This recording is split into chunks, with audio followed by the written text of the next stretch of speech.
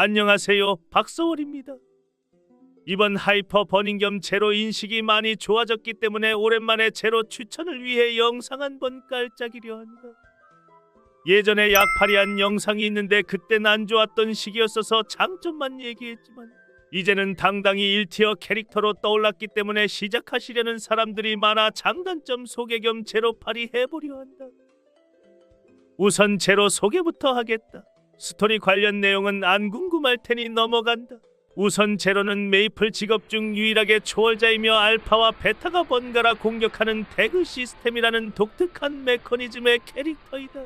그리고 알파의 태도와 베타의 대검 무기를 보면 알듯이 주스탯을 힘으로 하는 전사 직업군이다. 소개는 대충 이 정도면 됐고 장단점 소개 전 이것만은 말하고 간다. 주관적 관점 100% 영상이지만 나름 제로 5년차 육성 중이며 내 캐릭이라고 약호는 절대 안 하겠다. 예를 들면 극딜 주기가 2분이라 안 좋다던가 그런 건 억까 같으니 그냥 넘기겠다. 우선 장점 먼저 설명해 주겠다. 우리 킹과 초월자 제로는 모두가 알다시피 압도적인 타격감과 동시에 화려한 이펙트를 보유하고 있어 보스를 하는 내내 눈이 즐겁다. 사실 이 정도는 잠깐만 봐도 모두가 알 수 있는 장점이라 빠르게 넘기겠다. 두 번째로는 과거부터 모두가 1티어 파티 유틸기로 불렀던 장시간의 바인드가 가능한 직업이다. 제로를 잘 모르시는 분들에게 간단하게 말하자면 제로는 바인드와 오리진 바인드를 제외하고도 35초마다 때리면 한 번씩 걸리는 크리티컬 바인드 크바와 섀도우 레인 일명 쉐레라고 불리는 경직 바인드 총 4가지의 바인드가 있다. 여기서 크바와 쉐레는 각자 4초의 바인드 시간을 가지는데 섀도우 레인 스킬이 무려 재사용이 터지는 스킬이며 제로에겐 재사용 초기화 스킬인 초월자린내의 기원과 타임 홀딩 총 2가지를 가지고 있다. 따라서 보스 입장 시 크바, 쉐레 초린기, 오리진 바인드, 바인드, 쉐레 타임 홀딩, 쉐레 크바. 이것만으로도 혼자서 40초를 경직시키는 미친 유틸기가 있다. 거기다 어빌리티로 재사용 초기화를 채용 시 플러스 알파로 가져가 이론상 무한 바인드도 가능하다. 따라서 보스 파티 격시 재사용이 터질 때마다 파티원들의 함성을 들을 수 있는 도파민 중독 제로가 될 수 있다. 다음은 타직업과 비교되는 압도적인 유틸기들이다. 제로는 더블 점프와 텔레포트를 모두 가지고 있는데 여기서 텔레포트가 무려 공중에서도 사용이 돼 보스에서 급박한 상황을 편안하게 회피할 수 있으며 돌진기와 텔포를 번갈아 사용 시 순간적인 장거리 탈출도 가능하다. 마지막으로 직업 성능인데 얼마 전에 한 익스트림스 솔플랜백 이벤트에서 굉장히 인구가 적은 직업임에도 불구하고 탑10 안에 2명이나 존재할 정도로 강하여 현재 당당하게 1티어에 올라있는 직업이다. 직업이 너무 세면 너프를 먹는 게 아니냐고?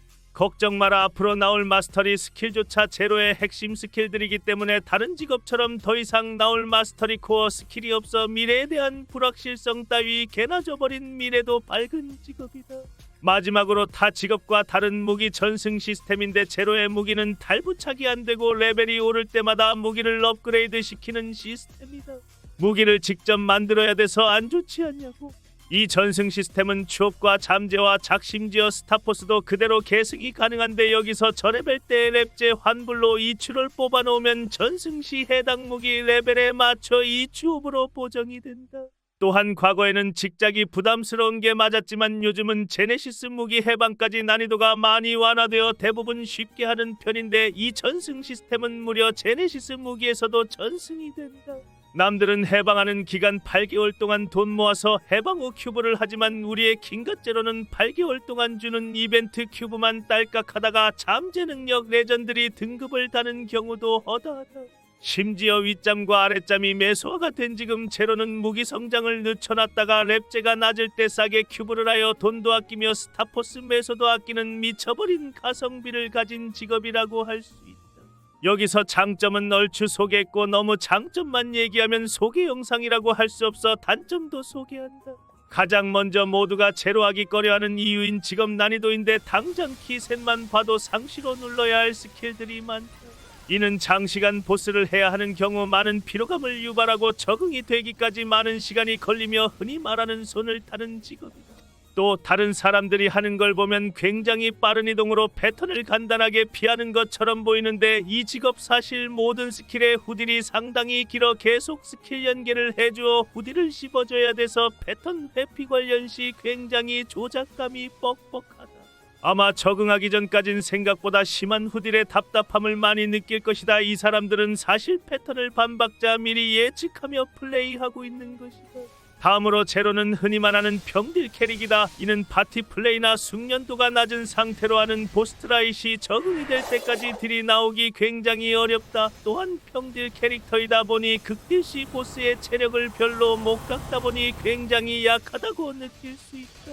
심지어 제로의 극딜은 버프를 올리고 조인트 어택 후 평딜을 넣는 것이라 사실상 이펙트면 내선 극딜기는 조인트 어택 하나뿐인데 이 조인트 어택은 모션을 캔슬해야 딜이 더 잘 나오는 구조라 하나 있는 이펙트 화려한 극딜기조차 모션을 캔슬하여 극딜이 극딜 같지 않게 느껴질 수 있다. 다음은 스탯이 붙은 캐시 장비, 흔히 말해 전투복인데 이 전투복은 알파나 베타만 끼면 해당 캐릭터만 전투복 효과를 받는 아주 거지 같은 메커니즘을 볼 수 있다. 따라서 이 친구는 전투복을 타 직업과 다르게 두 벌을 사야 해 남들보다 돈이 많이 들어간다. 심지어 이벤트로 뿌리는 전투복조차 남녀 중 한 개만 골라서 뽑기 때문에 제로는 반쪽짜리 전투복이라 볼 수 있다. 마지막으로 장점으로도 소개했던 무기 시스템인데 제로는 보조 무기가 없고 무기의 잠재 능력이 2배가 되는 시스템인데 이 말은 윗잠재 능력에서 방무가 한 줄만 떠도 2줄이 되는 환상적인 일을 겪을 수 있어 사실상 방무는 잡업이나 마찬가지이며 잠재 능력이 잘 떠주면 이득이지만 고스펙을 노리는 입장에서 에디셔널을 예시로 들면 다른 직업은 무기 잠재가 안 떠도 보조와 엠블을 사와서 무기를 제외한 에디 030을 구매하여 무기 21 엠블 보조 각각 30씩 하여 80일까지 땡길 수 있지만 제로는 무기에서 21%에서 30을 띄울 때까지는 018%를 손해보는 구조이다. 저런 고스펙뿐만 아니라 내가 키우는 제로로 예를 들자면 이 친구 에디레전에서 에디공이 11% 처음 떴을 때가 400만원치 큐브를 더 박은 후였고 그 후로 900만원치 총 1300만원치 큐브를 박은 후에 겨우 00임을 띄웠다. 내 돈 어디 갔냐. 이런 미쳐버린 단점들을 가지고 있지만 추천하는 이유는 이 단점들이 모두 어느 정도 커버가 되기 때문에 추천을 한다. 먼저 난이도와 후딜인데 이 킹과 제로는 처음 적응하는 동안 어려울 것 같지만 알파의 피흡 스킬과 베타의 베리어 스킬이 있으며 알파와 베타가 체력을 따로 가지고 있어 맞으면서 딜을 해도 버텨지는 직업이다. 심지어 알파의 피흡 스킬은 무려 지닐라에서도 사용 가능한 개사기 스킬이다. 또한 평딜 캐릭의 단점들은 반대로 장점으로 커버할 수 있는데 보스의 패턴이 적응이 되는 순간 급격하게 보스 클리어 타임이 줄어들며 타 직업에 비해 스펙업을 할 때마다 눈에 띄게 보스 클리어 타임이 줄어들어 극딜 땐 약해 보일 수 있지만 클리어 타임을 보면 굉장히 투자 효율을 잘 받는 직업이라 볼 수 있다. 다음은 전투복인데 이 전투복 사실 소멸에 여러 세트가 남녀 공용이기 때문에 여러 세트 하나 장만해서 껴주면 한 벌로 커버가 가능하다. 마지막 직작에서 문제는 이제 윗잠 아랫잠 모두 메모리얼 기능이 상시화돼서 그 이전에는 21% 밑은 다 돌렸지만 이제는 18% 정도만 떠도 쓰면서 여유 있을 때 돌릴 수 있어 직작에서의 부담감도 많이 줄었다. 오늘은 이렇게 제로의 장단점을 알려주며 소개 영상을 마친다. 제로 해야겠지.